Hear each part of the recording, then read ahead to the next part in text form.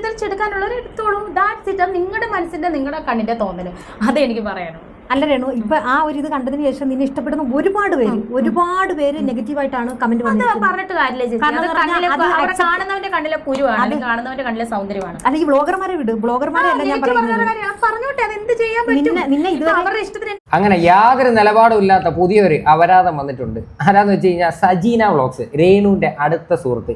ഈ സ്ത്രീ കുറച്ച് ദിവസങ്ങൾക്ക് മുന്നേ വന്ന് ഈ രേണുവിന് അഗെയിൻസ്റ്റ് ആയിട്ട് ഒരു പോസ്റ്റ് ഇട്ടിട്ടുണ്ടായിരുന്നു. ഇപ്പൊ ഇവര് ഒരുമിച്ച് വന്നിരുന്ന് വീഡിയോ ഇട്ടിരിക്കുകയാണ്. എന്ത് നിലപാട് ഈ സ്ത്രീക്കുണ്ടെന്ന് മനസ്സിലാവുന്നില്ല.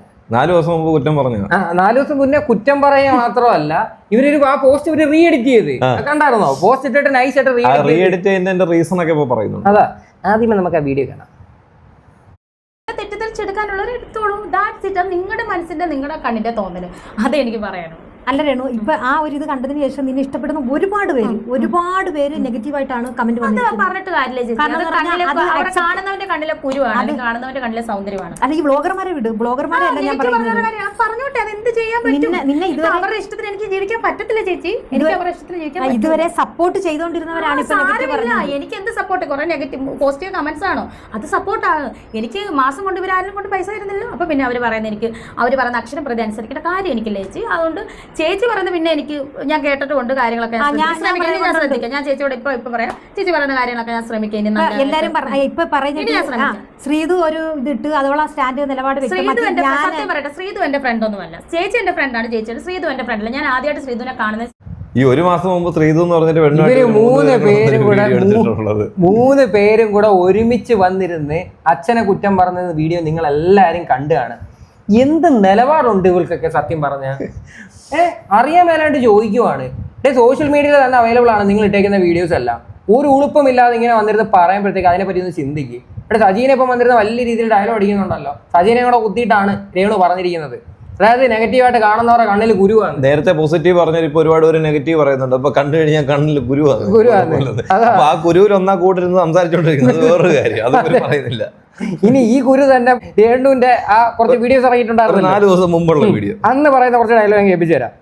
എന്നൊരു വിശ്വാസം എനിക്കുള്ളത് കൊണ്ട് തന്നെയാണ് രണ്ടാമത് ഞാൻ ആ പോസ്റ്റ് എഡിറ്റ് ചെയ്തത്. അതിന് എനിക്ക് യാതൊരു കുറ്റബോധം ബാലാട്ടി എന്ന് പറഞ്ഞാൽ എനിക്കൊരു വിഷയമില്ല. പിന്നെ രേണുസുതി മുന്നോട്ടും ഇതേ രീതിയിൽ തന്നെയാണ് അവിടെ പോക്ക്. കണ്ടന്റ് ഉണ്ടാക്കാൻ വേണ്ടി, നെഗറ്റീവ് റീച്ചിന് വേണ്ടി ഇതേ കണക്കാണ് ചെയ്തുകൊണ്ട് നിൽക്കുന്നതെങ്കിൽ ഒരു ദാക്ഷിണ്യം ഇല്ല, ഒരു ഇതുമില്ല. അതോടുകൂടി ഈ ഒരു വിഷയം, ഈ ഒരു കണ്ടന്റ് ഇവിടെ സ്റ്റോപ്പ് ചെയ്യുക തന്നെ ചെയ്യും ഞാൻ.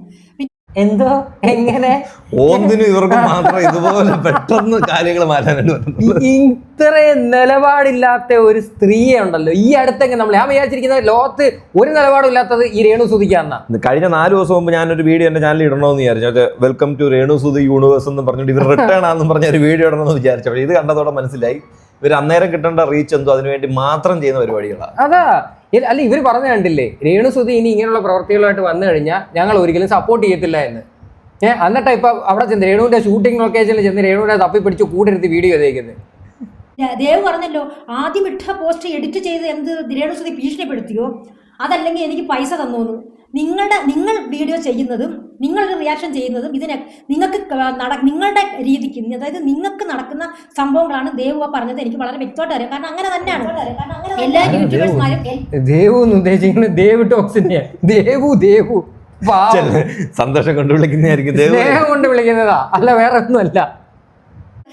പിന്നെ ഓരോരുത്തർക്ക് വേണ്ടി വീഡിയോ ഇടുന്നത് അവരിൽ നിന്ന് എന്തെങ്കിലും കിട്ടുന്നുണ്ടായിരിക്കാം. പക്ഷെ ഞാൻ ഇപ്പോഴും തുറന്നു പറയാം, രേണുസുതി കേൾക്കുന്നുണ്ടായിരിക്കുമല്ലോ ഈ വീഡിയോ. എനിക്കൊരു ഉണ്ടയും കിട്ടുന്നില്ല. നെഗറ്റീവ്, എനിക്ക് പോലും നെഗറ്റീവാണ്. അതിപ്പോ നിങ്ങൾ പറഞ്ഞാലും ഇല്ലല്ലോ നമുക്കറിയാം നിങ്ങൾക്ക് ഒരു ഉണ്ടയും കിട്ടുന്നില്ല എന്നുള്ളൊരു കാര്യം. ചാനലിനകത്ത് നിങ്ങൾക്കൊന്നും കിട്ടുന്നില്ല. സപ്പോർട്ട് ചെയ്യുമ്പോഴത്തേന് തന്തയ്ക്ക് വിളി അല്ലാതെ ഒരു ചില്ലറ പൈസ പോലും ഓച്ചറ അമ്പലത്തിൽ എങ്ങനെ പോയിരുന്ന 2 രൂപ കിട്ടിയാൽ ഒന്നും കിട്ടത്തില്ല. അല്ല പോരാതിന് ഒരു കേസും കൂടെ കിട്ടിയിട്ടുണ്ട്.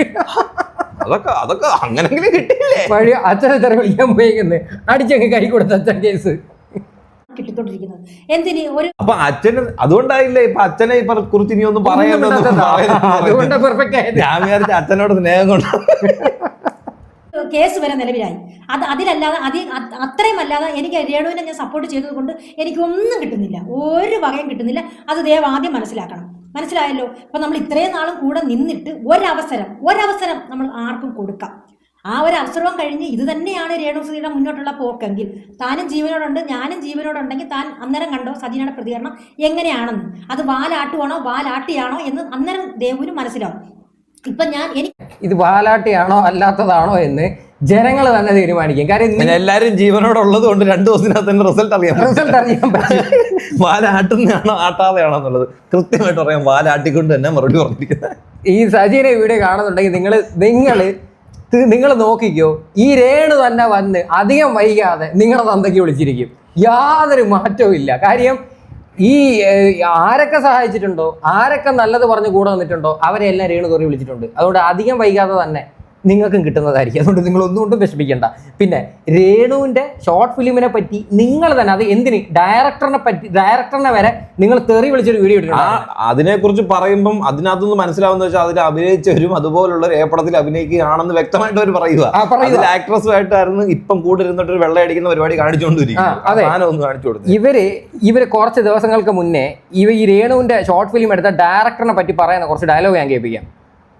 ഇപ്പൊ ഈ ലേറ്റസ്റ്റ് ആയിട്ട് ഈ 3 നായകന്മാരെ വെച്ചുകൊണ്ട് സംവിധാനം ചെയ്തിട്ടുള്ള ആർജെ ലച്ചു എന്ന് പറയുന്നത്, അവളുടെ തന്നെ ഇനി ഏത് കോപ്പിലെ ഡയറക്ടറാണ്? എനിക്ക് അത് മാത്രമാണ് അവിടെ ചോദിക്കാനുള്ളത്. ഈ ഷോർട്ട് ഫിലിം എന്ന് പറയുമ്പോൾ ഇത്രയ്ക്ക് അപരാധനം പിടിച്ച ഒരു പണിയല്ല. അന്തസ്സായിട്ടും മാന്യമായിട്ടും ഷോർട്ട് ഫിലിം ഡയറക്റ്റും ചെയ്ത് പ്രൊഡ്യൂസും ചെയ്ത് നല്ല കാസ്റ്റിങ്ങും ചെയ്ത് നല്ല രീതിയിൽ കണ്ടന്റ് ക്രിയേറ്റ് ചെയ്ത് കഥ ഉണ്ടാക്കി ഷോർട്ട് ഫിലിം ചെയ്യുന്ന ഒരു വ്യക്തിയിൽ പെട്ടവൾ തന്നെയാണ് ഞാൻ. അപ്പൊ എനിക്ക് ഇതിനെക്കുറിച്ച് ആധികാരികമായിട്ട് സംസാരിക്കാൻ പറ്റും കേട്ടാ. ആർജെ ലച്ചു, നീ സത്യം പറഞ്ഞാൽ നിനക്ക് ഏറ്റവും ബെറ്റർ എന്ന് പറഞ്ഞാൽ ഏറ്റവും നല്ല രീതിയിൽ നിനക്ക് നല്ല ഏപ്പടം പിടിക്കാൻ പറ്റും. അങ്ങനെ അഭിനയിച്ച ഒരു നായികയാണ് തൊട്ടടുത്തിരിക്കുന്നത് കേട്ടല്ലേ. നായകൻ മറ്റേ കോഴിക്കോട് ദാസേട്ടൻ, കോഴിക്കോട്. അവൻ ദാസേട്ടനൊന്നുമല്ല, ദാസൻ. അത് മതി, ആഡംബരമൊന്നും വേണ്ട. ഏപ്പടത്തിലാണ് അഭിനയിച്ചത്. ഏപ്പടം പിടിക്കാൻ പറ്റുമെന്ന് വളരെ വ്യക്തമായിട്ട് ഇവർ പറഞ്ഞതാണ്. അപ്പൊ ഇത് നിങ്ങളെല്ലാരും ഉദ്ദേശിച്ചാണ് പറയുന്നത്, വേറെ ആരെയല്ല. എന്നിട്ട് ഇവർക്ക് ഒരു ഉളുപ്പുമില്ലാതെ വന്നിരുന്ന് രേണുവിനെ കെട്ടിപ്പിടിച്ച് വീഡിയോ ഇട്ടിരിക്കുകയാണ്. തൊലിക്കെട്ടിയുണ്ടല്ലോ, അപാരം തന്നെ. അതിനുള്ള കാലിബർ നിനക്കുണ്ട്. ഒരു ഷോർട്ട് ഫിലിം, ഒരു വെബ് സീരീസ്, ഒരു ആൽബം എന്നൊക്കെ പറയുമ്പോൾ നമ്മൾ സാധാരണ ജനങ്ങളിലേക്കാണ് ഇത് എത്തേണ്ടത്. നമ്മുടെ പ്ലാറ്റ്ഫോം എന്ന് പറയുന്നത് ബിഗ് സ്ക്രീൻ അല്ല, യൂട്യൂബ് ചാനൽ തന്നെയാണ്. ആണോ? അപ്പോൾ ആ യൂട്യൂബ് ചാനലിൽ കാണാൻ വരുന്ന ആൾക്കാരും ഒരുപാട് വീട്ടമ്മമാരും കൊച്ചുങ്ങളും എല്ലാവരും ഉണ്ടാവും. പക്ഷേ അത് നമ്മുടെ സിറ്റുവേഷൻ, നമ്മുടെ ഒരു കഥ, നമ്മൾ ആദ്യം ഒരു സ്റ്റോറി നമ്മളെ കിട്ടുമ്പോഴത്തേക്ക് നമ്മൾ അതിനുള്ള സിറ്റുവേഷനാണ് ആദ്യം ഉണ്ടാക്കുന്നത്. മനസ്സിലായ? ഒരു പാട്ട് പാടി കിട്ടിക്കഴിയുമ്പോൾ അതിന് നമ്മളൊരു സ്റ്റോറിയാണ് ആദ്യം ഉണ്ടാക്കുന്നത്. ആ സ്റ്റോറി ഇന്നതായിരിക്കണം, കറക്റ്റ് ഒരു കണ്ടന്റ് നമ്മളതിൽ ക്രിയേറ്റ് ചെയ്യും. ഉറപ്പാണോ? അങ്ങനെ തന്നെയാണ് ഞങ്ങൾ ഇതൊരിക്കലും ചെയ്തുകൊണ്ടിരുന്നത്. ക്രിയേറ്റ് ചെയ്തതിന് ശേഷമാണ് നമ്മൾ ഷൂട്ട് പോലും തുടങ്ങുന്നത്. ഇപ്പം നീ ഇപ്പം മതി, ഇത്രയും കേട്ടാ മതി. എന്ത് തോന്നുന്നു? അത് അവരുണ്ടാക്കുന്ന രീതി അവർ പറയുന്നില്ല, ആരും അതുപോലെ ഉണ്ടാക്കണമെന്നില്ലല്ലോ. എന്തായാലും ഷൂട്ടും കാര്യങ്ങളൊക്കെ കേട്ടല്ലോ. ഇവർ തെറി വിളിച്ചത് ഈ ആർജെ ലച്ചു അങ്ങനെ കണ്ട് പറയുന്ന ഏതൊരു ഡയറക്ടറാണ് വിളിച്ചത്. ആ ഒരു പെൺകുട്ടിയുടെ ക്ലിപ്പിനെ കുറിച്ച് അവർ പറയുന്നത് അതുപോലുള്ള ഏപ്പടത്തിന് പോലുള്ള ക്ലിപ്പുകൾ അതിനകത്ത് ഉപയോഗിക്കാൻ പറ്റുമെന്ന് ചോദിക്കുന്നത്. ഇനി ആ ക്ലിപ്പിന്റെ ജെനുവിനിറ്റി എന്താണെന്ന് ആ ഡയറക്ടർ തന്നെ പറയാൻ ഞാൻ കേൾപ്പിച്ചു തരാം. രണ്ട് സീൻ എടുത്ത് പുറത്ത് കിടപ്പുണ്ട്. സീൻ പുറത്ത് കിടക്കുന്നത് നമ്മുടെ ഇതിൽ തന്നെയാണ് അവർ മീഡിയാസ് ഇട്ടേക്കുന്നത്. പക്ഷെ ബാക്കിയുള്ള സീനുകളൊന്നും ആൽബത്തിലെ വിഷ്വൽസ് അല്ല. എന്തെങ്കിലും പറയാനുണ്ടോ ഈ ഗുരുവിന്? സജീന എന്താ പറഞ്ഞാലും ഇവര് പറയുന്നുണ്ട് അതൊക്കെ സിനിമയുടെ ഭാഗമായിട്ടും ഈ ഷൂട്ടിന്റെ ഭാഗമായിട്ടും ഇന്റിമേറ്റ് ആയിട്ടുള്ള സീനുകളൊക്കെ അഭിനയിക്കണമെന്ന്. ഇത് ഞങ്ങൾ ആരും അല്ലെങ്കിൽ ആ ഡയറക്ടർ തന്നെ വളരെ വ്യക്തമായിട്ട് പറയുന്നത് ഇത് സ്വന്തമായിട്ട് ക്രിയേറ്റ് ചെയ്തതാണ്, പ്രൊമോഷന്റെ ഭാഗമായിട്ട്. എന്നിട്ടാണ് വന്നിരുന്നിട്ട് ഷോർട്ട് ഫിലിമിന്റെ പേരിൽ വെറുതെ ഈ ഒരു വിഷയം ന്യായീകരിക്കുന്നത്. തനിക്കൊക്കെ ഉളുപ്പുണ്ടോ? സത്യം പറഞ്ഞാൽ ഈ ദാസേട്ടൻ കോഴിക്കോട് എന്ന് പറയുന്ന ആളുടെ അടുത്ത് എനിക്ക് ചോദിക്കാനുള്ളത്, തനിക്കൊക്കെ ഉളുപ്പെന്ന് പറയുന്ന ഒരു സാധനം ഉണ്ടോ? ഇപ്പോഴാണ് ഇവര് പറഞ്ഞ കറക്റ്റ് ആയത്. ഈ ഏപ്പടം പിടിക്കാൻ എന്തോ എങ്ങനെ തെന്നി മാറി യൂട്യൂബിലോട്ട് വന്നത്. അപ്പുറത്ത് കൊണ്ടായിരുന്നു. ദാസേട്ടനും രേണു ചേച്ചിയും പിന്നെ രതീഷൊക്കെ കൂടിയിട്ട് റീൽ എടുത്തതാണ് അല്ലേ? പ്രൊമോഷൻ വീഡിയോസ് എടുത്തേക്കുന്നതാണ്. അതില് എനിക്കിപ്പോ ഞാൻ അവരെ വർക്ക് ചെയ്യാൻ വിളിച്ചെന്ന ബേസിൽ എനിക്ക് അവരെ എന്റെ അടിമയാക്കി നിർത്താൻ പറ്റില്ല. എന്റെ ലൊക്കേഷൻ ആ ഷാപ്പ് പായക്കപ്പായ സമയത്താണ് ആ വീഡിയോ എടുത്തത്. അപ്പം ലൊക്കേഷൻ ഒരു റീൽസ് ആയിരുന്നു അത്. ഇപ്പൊ വൈറലായിക്കൊണ്ടിരിക്കുന്ന ഒരു ഇപ്പൊ രേണുസുദിനെ ഇപ്പൊ ഒരുപാട് പേര് റിയാക്ട് ചെയ്യുന്നുണ്ട് ആ വീഡിയോ വെച്ചിട്ട്. അതിലെന്തോ ഒരുപാട് സെക്സ് കണ്ടന്റ് ഒരുപാട് ഉണ്ട് എന്നൊക്കെ പറഞ്ഞിട്ട്. അത് അങ്ങനെ ചിന്തിച്ച് കാണുന്നവർക്കല്ലേ അത് ആവുന്നത്. നിങ്ങൾ ആൽബത്തിൽ അങ്ങനെ എന്താ 10-50 പേര് നിൽക്കുന്നിടത്ത് അങ്ങനെ നടക്കുക സംഭവം? മീഡിയാസ് ഞങ്ങളെ കാണാൻ വന്ന ബാക്കിയുള്ള ആൾക്കാർ ഇവരെല്ലാം നിൽക്കുകയും ശരിക്കും റീലായിരുന്നു അത്. വീഡിയോ ആക്ച്വലി റീല് പ്രൊമോഷൻ എടുത്തത്. റീലായിരുന്നു അത്. പ്രൊമോഷൻ റീലായിരുന്നു എന്നാണ് ഇവര് പറയുന്നത്. വിഷ്വൽസ് ഒരിക്കലും അത് പ്രൊമോഷന് വേണ്ടി എടുത്തത്, അതും അതായത് അഭിനേതാക്കളുടെ ഇഷ്ടപ്രകാരം അവര് എന്റെ ഇഷ്ടപ്രകാരമാണ്. അപ്പൊ അത് പ്രൊമോഷൻ റീലല്ല, അവരുടെ സ്വന്തം പ്രൊമോഷൻ ആയിട്ടുള്ള റീൽ അല്ല, ഷോർട്ട് ഫിലിമായിട്ട് ബന്ധപ്പെട്ട റീലൊന്നല്ല. സ്വന്തം ഇഷ്ടപ്രകാരം എടുത്തതാണ്. സ്വന്തം പ്രൊമോഷൻ, സ്വന്തം കരിയർ പ്രൊമോട്ട് ചെയ്യാൻ വേണ്ടിയിട്ട് അവരെടുത്ത റീല്. എങ്ങനെ ഇരിക്കുന്നു? ഇതിൽ കൂടുതൽ നമുക്കൊന്നും കാണിക്കാനില്ല. കാര്യം ഇതൊന്നും തെളിയിക്കാനുമില്ല. ഈ സ്ത്രീ എന്താണ് എന്ന്, ഈ സ്ത്രീയും ഈ സ്ത്രീയുടെ കൂട്ടത്തിലുള്ള ആൾക്കാരുടെയും വൃത്തികെട്ട ക്യാരക്ടറാണെന്ന് എല്ലാവർക്കും മനസ്സിലാക്കാന്നേ ഉള്ളൂ. കാര്യം ഇവര് നീ ശ്രദ്ധിച്ചിട്ടുണ്ടോ, ഇവരുടെ അടുത്ത് പല ആൾക്കാരും നല്ല രീതിയിൽ ഇവരെ വിമർശിക്കുമ്പോൾ പോലും ഇവരത് അക്സെപ്റ്റ് ചെയ്യുന്നില്ല. ഇവര് അപ്പോഴും ഇവര് പറയുന്നത് കാണുന്ന ആൾക്കാരുടെ കണ്ണിലൊക്കെ, അല്ലാതെ മറ്റേ വേറെ ആർക്കും ഒരു പ്രശ്നവുമില്ല. എന്തിന് സപ്പോർട്ട് ചെയ്യുന്ന ആൾക്കാർ വരെ തിരുത്തി പറയുന്നപ്പോ ഇവര് പറഞ്ഞു കണ്ടില്ല. മറ്റേ ശബരിമലയിൽ പോകുമ്പോഴത്തേക്ക് 47 പേര് ശബരിമലയിൽ പോയി, 46 പേര് വഴിതെറ്റിപ്പോയി, ഞാൻ മാത്രം വഴിതെറ്റില്ല എന്ന് പറഞ്ഞ മൈക്കിക്കൊണ്ട് ഒരിക്കലും നിന്നെ നീ നെഗറ്റീവ് ആണെന്ന് ആരും പറയുന്നില്ല. പക്ഷെ ഇത് നീ ഇട്ട് കൊടുക്കുന്നതാണ് പറയുന്നത്. മനസ്സിലായ? അങ്ങനൊന്നുമല്ല. നമ്മൾ ആ സംസാരിക്കുന്ന കൂട്ടി അക്ഷയ കണ്ടതിന്റെ ആദ്യമായിട്ടാണ് ഞാൻ. ഇവരെല്ലാം കുറച്ചു മുമ്പ് പറഞ്ഞത് ആ കാണുന്നവരെല്ലാം നെഗറ്റീവ് ആണെന്ന് പറയുന്നു. ഇപ്പൊ പറയുന്നത് കാണുന്നവരൊന്നും നെഗറ്റീവ് ആണെന്ന് പറയുന്നില്ലെന്ന്. എല്ലാം ഒരു വീഡിയോയിൽ തന്നെ നിറങ്ങൾ മാറി മാറി വരുവാണല്ലോ. നിങ്ങൾ വർണ്ണം മഴവില്ലാണോ? അതെ, ഒരു നിലപാടും ഇല്ല. ായിട്ട് ഈ ആൽബം ചെയ്തത്. അപ്പൊ അവനെ കണ്ടതിന്റെ ആ ഒരു എക്സൈറ്റ്മെന്റിലും സന്തോഷത്തിലും അങ്ങ് പറഞ്ഞതേ ഉള്ളൂ. ഈ ബ്ലോഗർമാര് പറയുന്നത് ഇത് തന്നെയാണ്, രേണു ഇട്ട് കൊടുക്കുകയാണ്. ഇതാ ഇപ്പൊ ആദ്യം പറഞ്ഞ് ഒരു മുസ്ലിമിനെ ഞാൻ കല്യാണം കഴിക്കാൻ പോകുന്നു, ഉടനെ കല്യാണം കഴിക്കുമെന്ന് പറയുന്നത് അത് ചുമ്മാതാണെന്ന് പറയുന്നത്. ചുമ്മാ അല്ല, നമുക്കറിയാലോ. വീണ്ടും ഇട്ട് വരുന്നുണ്ടോ? ഇതൊക്കെയാണ് ചേച്ചിക്കറിയില്ല, എനിക്കറിയാം. ചുമ്മാ അല്ലെന്ന്. ഇതൊക്കെയാണ് ഇങ്ങനെയൊക്കെ വരുന്നത് പറയുന്നത്. അപ്പൊ എനിക്ക് മുസ്ലിമിനെ കല്യാണം കഴിക്കാൻ പോകും. ആളെ പറയാൻ രേണു പട്ടിയെ കല്യാണം കഴിക്കാൻ പോകുന്നു പറഞ്ഞത് ഞാൻ ചുമ്മാ ഇട്ട് തരുന്നയാ. എനിക്ക് ഒറ്റ കാര്യം കൂടെ പറയാൻ രേണുവിന്റെ അടുത്ത്. നമ്മളെ സ്നേഹിക്കുന്ന ഒരുപാട് പേരുണ്ട് രേണു. നമുക്ക് നെഗറ്റീവ് കൊണ്ട് മാത്രമേ മുന്നോട്ട് പോകാൻ പറ്റുള്ളൂ. ഞാൻ ചിന്തിച്ചിട്ടില്ല. പോസിറ്റീവ് ഉണ്ടെങ്കിൽ അത് ഇതിനെക്കാട്ടി കൂടുതൽ വൈബാണ്. നല്ല കാര്യമല്ലേ, എല്ലാവരും പോസിറ്റീവ് ആഗ്രഹിക്കുന്ന ആളല്ലേ. അപ്പൊ അവർക്ക് കുറച്ച് കണ്ടോ, ഇതിൽ തന്നെ ഇവര് പറയാതെ പറയുന്നത് എന്തോ നെഗറ്റീവിലൂടെ മാത്രം നമുക്ക് ഇന്ന് ജീവിക്കാൻ പറ്റത്തില്ല, പോസിറ്റീവ് കൂടെ വേണം എന്നാണ് പറയുന്നത്. സജീനയ്ക്ക് വളരെ വ്യക്തമായിട്ട് അറിയാം ഈ സ്ത്രീ എന്താ കാണിക്കുന്നത്. പക്ഷെ സജീനെ അത് മനഃപൂർവ്വം കിടന്ന് വളച്ചൊടിച്ച് കിടന്ന് മെഴുകുവാണ്. നിങ്ങളുടെ നിലപാട് വിട്ടിട്ടുള്ള പരിപാടികൾക്ക് നിൽക്കായിരുന്നു, നിങ്ങളുടെ തന്നെ വില പോത്തേ ഉള്ളൂ. എന്തിനാ ഇവരുടെയൊക്കെ പുറം ഇവരെയും പൊക്കി പിടിച്ചോണ്ട് നടക്കുന്നത്? സജീന രേണു സുധിയെ വൈറ്റ് വാഷ് ചെയ്യാൻ എടുത്ത വീഡിയോ ആണെങ്കിൽ പക്ഷെ രേണുവിന് നല്ലോണം എക്സ്പോസ്ഡ് ആയിട്ടുണ്ട്. രേണുവിനെ ഒന്നും കൂടെ കൊണ്ടുവന്ന് കുഴി ചാടിച്ചു കൊടുത്തിട്ടുണ്ട് ഈ ഒരു വീഡിയോയുടെ കൂടെ. അവർക്ക് കണക്ഷൻ ഉണ്ട് നിന്റെ അടുത്ത് പറയാം. അതല്ലാതെ നിന്റെ അടുത്ത് ആജ്ഞാപിക്കുമല്ല, അവര് സപ്പോർട്ട് ചെയ്യുന്ന ആൾക്കാരുടെ പോലെ സജഷൻ വേണ്ട, ആരും വേണ്ട. ഇതാരും ഞങ്ങള് പറഞ്ഞല്ല, സ്വന്തമായിട്ട് സജീനെ ഇരുന്ന് എഴുതി ഉണ്ടാക്കുന്നത് ചോദിച്ച ചോദ്യം. അവരുടെ ഇഷ്ടം അതല്ല. അനാവശ്യമായിട്ട് രേണുവിനെ വീണ്ടും എടുത്തിട്ട് എയറിലോട്ട് വിട്ടിട്ടുണ്ട്. എനിക്ക് ആരും വേണ്ട. കാരണം എന്ന് പറഞ്ഞാൽ ഇപ്പൊ ഞാനിപ്പോ നിന്നെ സപ്പോർട്ട് ചെയ്യുന്നു, അപ്പൊ വേറൊരാള് നിന്നെ നെഗറ്റീവ് പറയുമ്പോൾ നീ നിന്റെ ഭാഗത്ത് നിന്ന് ഒരു തെറ്റ് കണ്ട അവര്